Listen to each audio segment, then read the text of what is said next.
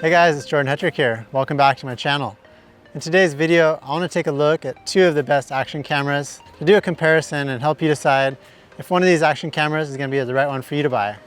Today I'm going to be comparing the DJI Osmo Action 5 Pro with the GoPro HERO 13 Black. I've been writing books about these action cameras for a long time, so I really know the ins and outs of them. And I know it's hard to decide where to put your money, so I want to try to help you guys make the best decision that's going to be right for you. Also, be sure to subscribe to my channel so you can learn all the best tips and tricks for all of these action cameras. But right now, let's compare the GoPro HERO 13 Black with the DJI Osmo Action 5 Pro. First of all, both of these cameras are really good, high quality cameras. So either one you pick, I'm sure you'll be happy with, but there are some key differences. By the way, throughout all of these comparisons, the DJI videos will be on the left and the GoPro videos will be on the right, just to make things a little easier for you guys. Before we get started, I just thought it'd be helpful to tell you what to look for as we go through this video to kind of help you make up your mind. Obviously, the look of the footage is one of the most important things to be looking for. And there are two things to really look for as you watch these videos. The first thing to look for and decide which one you like better as you watch these videos is called dynamic range. And dynamic range is how a video processes the bright and the dark areas. So a higher dynamic range is going to have a more balanced video. Compared to one with a lower dynamic range, it's going to be darker in those shadows and brighter in those bright areas.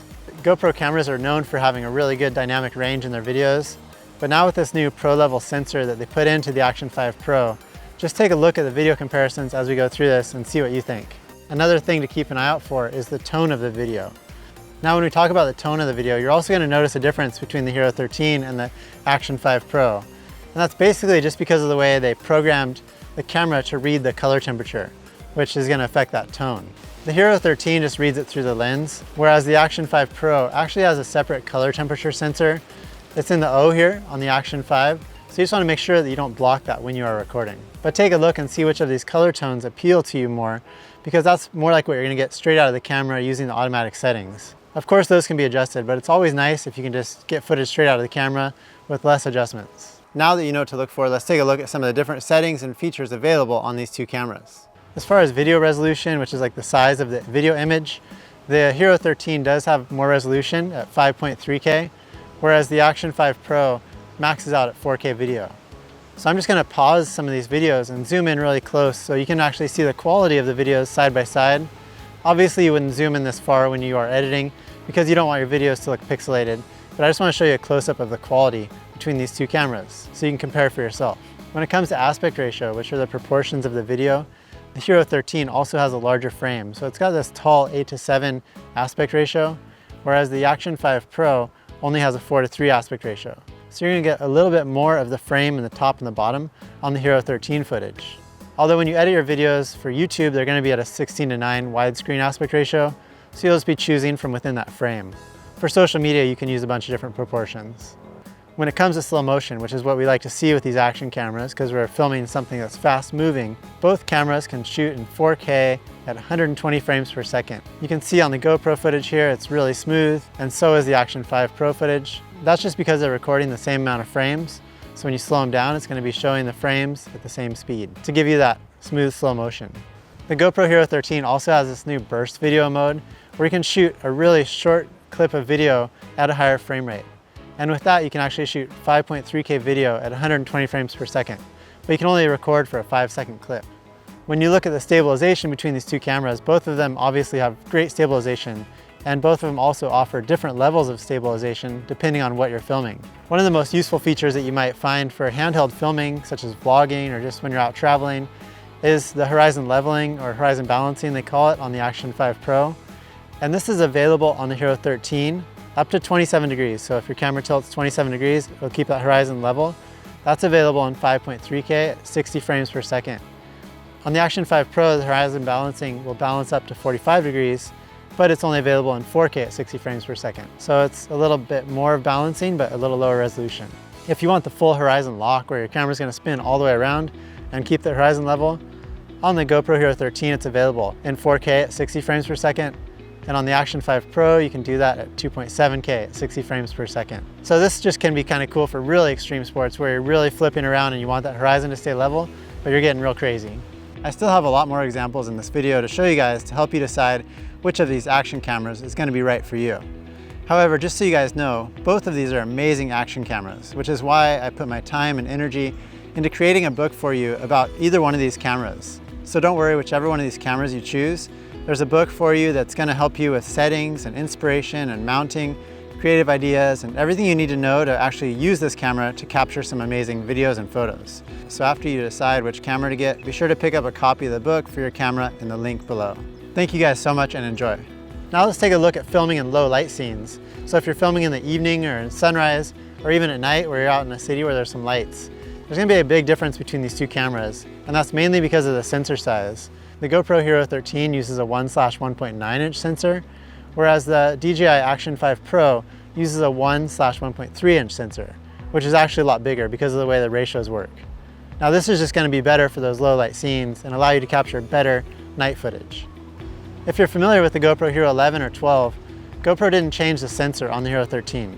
So you're going to get similar results as you did with those cameras when you're recording in low light. But on the Action 5 Pro, this new sensor is really sensitive to light and can also record at really high ISOs with low noise. So if you are into recording in those low light scenes, the Action 5 Pro definitely, as you can see here, has a big advantage. As far as taking your cameras in the water, both cameras are waterproof without an external case. The GoPro HERO 13 is waterproof down to 10 meters or about 33 feet, whereas the Action 5 Pro is waterproof down to 20 meters or 65 feet. So both of these cameras can go really deep. If you are going deeper, you can put them in the protective housing and go down to about 196 feet deep, if you're scuba diving, for example. You can take a look at this GoPro underwater footage and notice how the colors look, and then also at this Action 5 Pro footage and just see which one you kind of like the look of, especially if you're going to be filming a lot underwater. It's really important to take a look at these two cameras side by side here.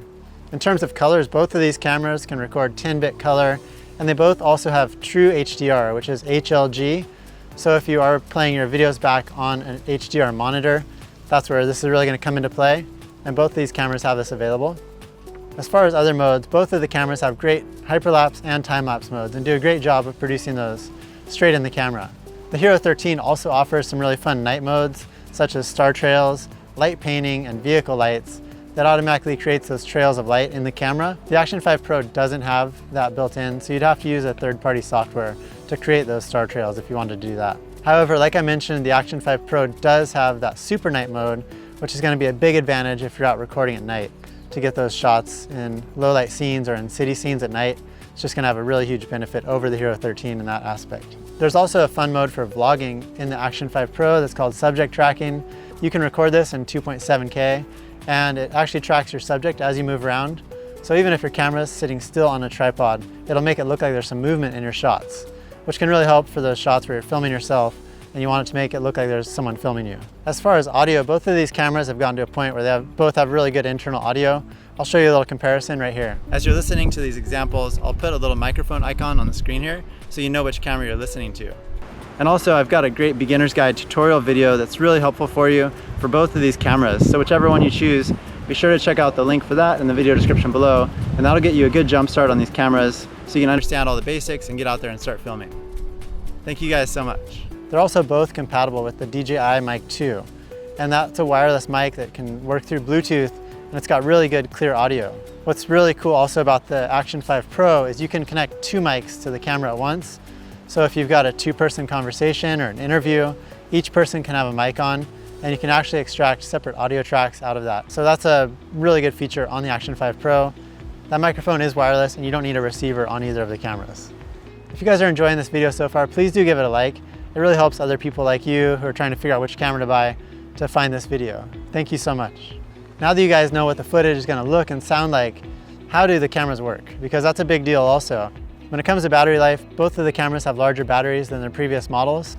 I recorded with both of the cameras at 4K at 60 frames per second because that's a common resolution and frame rate to work with. I was pleasantly surprised with the results of both of these cameras. The Action 5 Pro got about 124 minutes on average of recording time, and the GoPro HERO 13 averaged about 93 minutes on a single battery. So both of these cameras have a substantial amount of recording time, especially for how small they are. One of the benefits of the Action 5 Pro is it does have quick charging, so if you do need to recharge those batteries, they're going to recharge a lot quicker than the HERO 13 battery. As far as overheating goes, if you set these cameras down flat on a blanket, for example, and try to get them to overheat inside on a hot day, you can definitely get the cameras to overheat. And in that type of scenario, the Action 5 Pro will definitely record longer than the Hero 13, even though the Hero 13 has the heatsink on it. But when I recorded with both of these cameras mounted just like this, so there's a little airflow underneath, both of them recorded for that full battery life without overheating. And that was at 4K at 60 frames per second. So I was also pretty happy with that. When it comes to accessories, the Hero 13 definitely has more options than the Action 5 Pro. GoPro makes 3 different add-on lenses for the Hero 13, including an ultra wide lens, which is like their Max 2.0. It's like a real fisheye, super wide angle lens. They also came out with the macro lens, which allows you to film objects that are super close to the camera with a shorter focal distance than you typically would get. There's also an anamorphic lens, which is going to be less useful for the general public, but it's also really cool still because you can get some really nice lens flares using that type of lens adapter. You can use ND filters with both of the cameras, but the Hero 13 also has this smart sensor on it, so it actually can tell on the camera which lens mod you have on there, and it helps you choose which ND filter to pick. Also, the Hero 13 is compatible with the Hero 12 and the Hero 11 accessories, and the Action 5 Pro is compatible with the Action 4 accessories, since both of those cameras are the same size as their predecessors. So that's just really helpful to know if you are stepping up from one of those earlier cameras. The only thing that's not compatible on the Hero 13 is the batteries from the earlier cameras. Another really cool feature that's only available on the Action 5 Pro are these pressure gauges. So when you're going underwater, it can actually read the depth of water, or if you're high at elevation, hiking or skydiving, for example, it'll show you the elevation. So that's kind of a cool little feature, and it actually is dive certified. So if you're diving, that might be really helpful for you.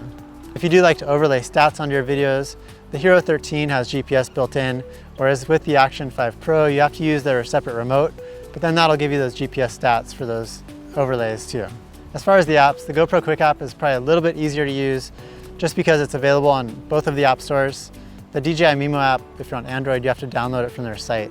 But both of them basically do the same thing, which is transfer footage from your camera over to your phone. You can edit single clips and also make a few simple multi-clip edits using those apps. And of course, one of the biggest factors is price. The GoPro Hero 13 costs $399. The DJI Osmo Action 5 Pro costs $349. Of course, if you're going to buy those extra accessories for the Hero 13, it's definitely going to cost you more. But straight out of the gates, there's about a $50 price difference between the two cameras. Now that I've shown you guys all of those comparisons, I'm sure you have an opinion of which of the cameras looks better to you. I just want to give you guys my opinion since I've really been testing these out thoroughly. And at first, when I saw the Action 5 Pro on paper, I definitely thought it was going to kind of overtake GoPro in every aspect. However, as I continue to film and come back every day and load my footage and look at it side by side, for me personally, it was always the GoPro footage that had the colors and the pop and that dynamic range of what I really like to see. However, in low light and at night, the Action 5 Pro is amazing. What they've done with this camera is really great, and it really allows you to use an action camera at night. So I give them props for that. Either one of these cameras is truly great. Like the quality they both produce is amazing, and you'll be happy with either one of them. But that's just my opinion. So whichever one of these cameras you end up buying, be sure to pick up the book for your camera, because it's really going to help you learn how to use that camera properly and get all of the potential of all those features that I just showed you guys. Thank you so much for watching. I hope you found that helpful, and I'll see you guys in the next video.